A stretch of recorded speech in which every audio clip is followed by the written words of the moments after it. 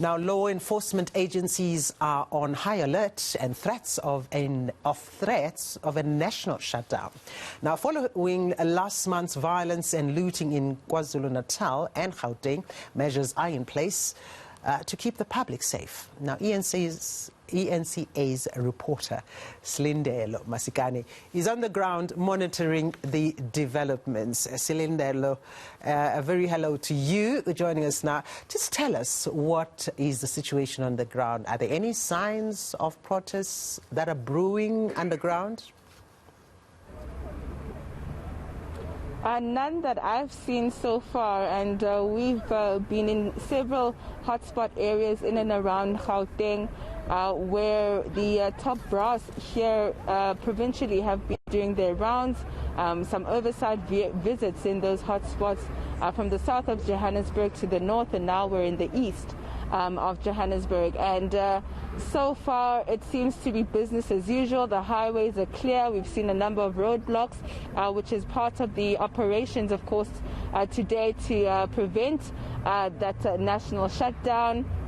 We've seen the deployment once more, of course, of the soldiers, who are also now the law enforcement, police officers being backed by soldiers, as well as private security companies who've also come to the party, many of which have been donating some of their helicopters to assist with giving aerial views to law enforcement, giving them eyes in the sky to be able to monitor the situation. And as you stated, they remain on high alert. They don't want to leave anything to chance, saying that they don't want to be caught off guard.